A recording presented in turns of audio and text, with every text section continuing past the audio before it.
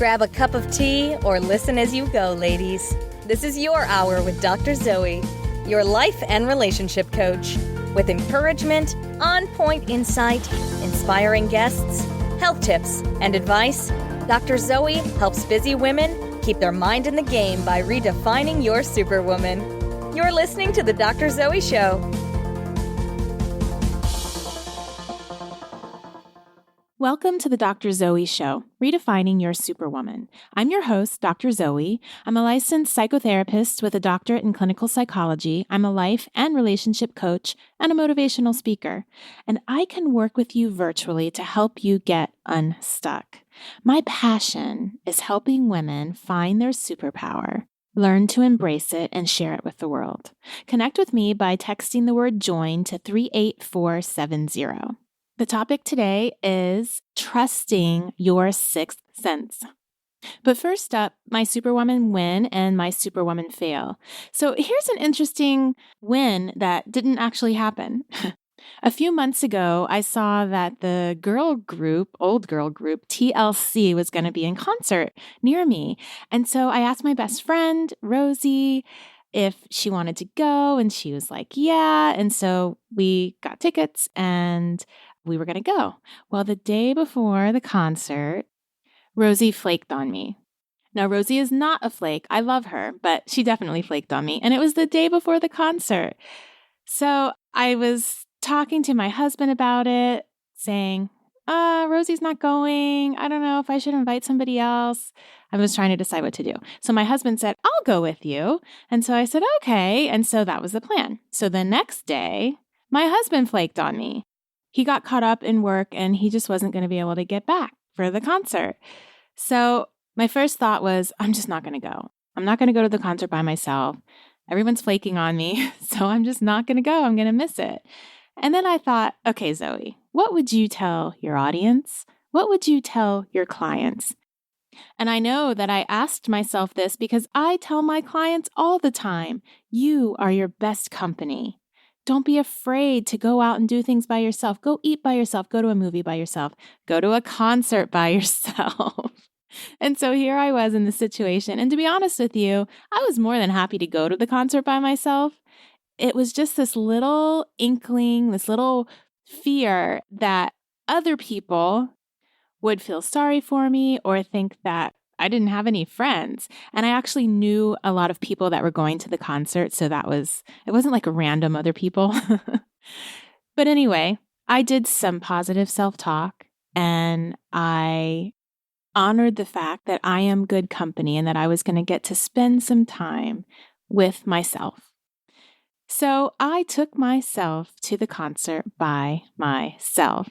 Now, it's the win that didn't happen because my husband ended up getting out earlier than he thought, and he ended up being able to meet up with me, and he was at the concert too. So I wasn't by myself, but I went by myself, and I had every intention of doing the whole concert by myself. And so that is my win.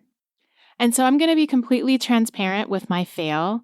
I have a sink full of dirty dishes right now at my house as we speak. It's kind of ridiculous because I have so many people in my family that should be doing the dishes, and I'm definitely going to crack the whip when I get home. I'm recording this in my office right now. But we had VBS this week, and it's crazy how adding one extra thing to your schedule can just throw everything off. But reality, a sink full of dishes at my house right now. There's my fail. So on to the topic of trusting your sixth sense. So basically, you have a history. Because of that history, you've may have lost trust in yourself. Maybe you made a big mistake or you got judged for some decisions that you've made. You were probably super critical of yourself. And maybe you're scared that you'll make the wrong choice again. So listen up. The most important person in your life that you need to trust is yourself. You have no real control over anyone else in this world except yourself. Cynthia Wall said, trust is the heartbeat of every significant relationship with yourself as well as with others. And in our society, we don't really teach kids to trust themselves. We don't teach children to do that. As a child, you were probably encouraged to just ignore your own judgment in favor of those who were teaching you or who were your authority. And this does make sense to a certain extent because, of course, those adults had wisdom that you didn't have at the time. But learning to trust yourself is a journey that should be taught pretty early in life. So if you're a mom, listen up, because this is something you need to start teaching your children as well, and yourself. So we have more than 5 senses. And I know this deep down because I've experienced my 6th sense. And if you're honest about yourself, so have you. There's so many times in my life where I'll hear myself saying, I know this is what's going on. Sometimes I trust it, sometimes I don't. But more than often, I am right. And if you're hearing this and you're thinking, yeah, but most of the time I'm wrong. Reality is sometimes your radar can get broken. And this is one of the reasons why we stop trusting ourselves. Past traumas and dysfunction in our lives can actually create blind spots where we're not aware, or really it's kind of a denial almost. And it doesn't allow us to see the health or the lack of it in our current situations. Those blind spots do that. The good news, though, is that faulty intuition can be fixed. I don't care who you are or what you've been through. You can learn to have a powerful sense of the world and you can trust it. The first step on that journey is believing that you're a trustworthy person. You have to start recognizing when your inklings are correct. A great way to do this is to start a journal and record the times that you're right and record the times that you're wrong and start comparing. And now start small by trusting yourself in very small things. If you don't feel right about something, follow that inkling, see where it goes, and don't forget to record it. Write it down. The more you do this, the stronger your intuition will grow because you're honoring it. Basically, if you're over 20 years old, and most of you listening are, you have 2 decades or 3 or 4 or 5 or more of experiences that have taught you about how the world works. You don't need a psychology degree to figure those kinds of things out. Yeah, we might have a leg up because our focused study, but you can take the time to hone those skills too. So how? You have to spend time with yourself. You cannot trust anyone that you don't know, so spend quiet time with yourself. Get to know you, and you'll learn to trust yourself more.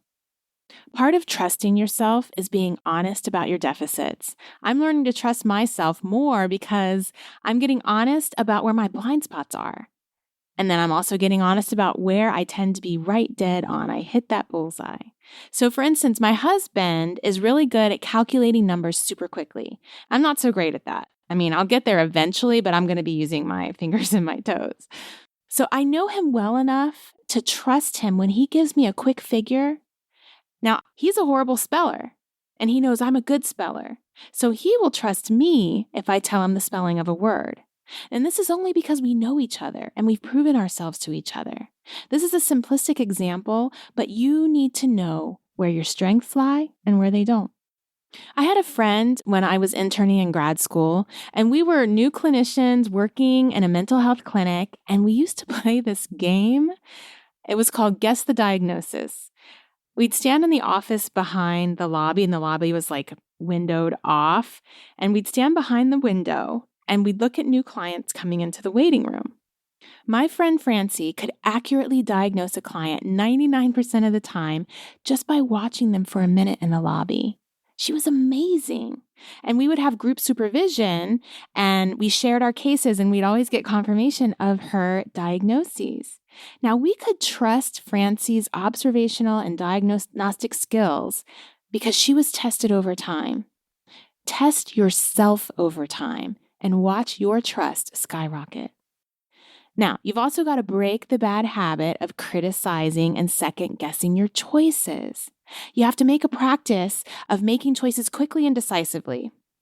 Why quickly and decisively? Because it doesn't give you time to feed on self-doubt. So start with small things. Look at your options and choose them quickly, like maybe a menu at a restaurant. Don't agonize over the decision, and then don't second guess or judge it. Make your decision, stick with it, and figure out how to make your decision work.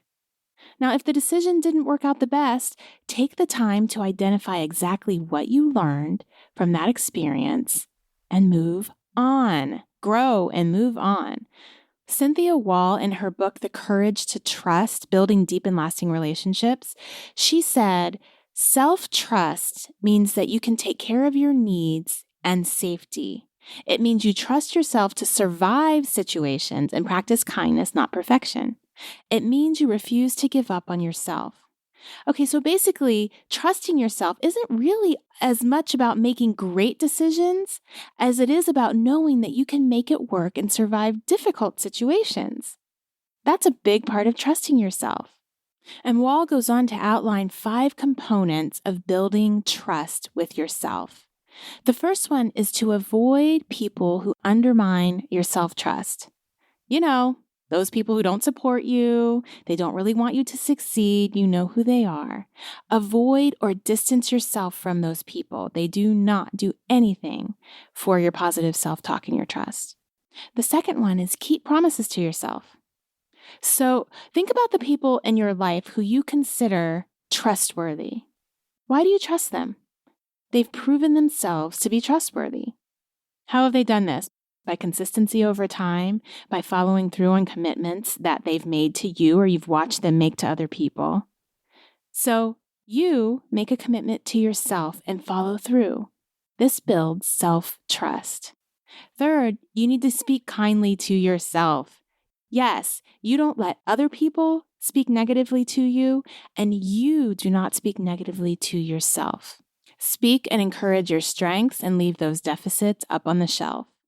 Next, Wall talks about those baby steps, making small decisions quickly like I just talked about. You tend to take a long time making a decision because you don't trust yourself to make the right one. So make it and then make it work. The good news is that just like I tell my kids, you have to earn my trust, but it can be earned. You have to earn your trust. And the truth is you probably already have if you look back over your life. And now it's time to walk it out. Treat yourself like you're trustworthy. You got this.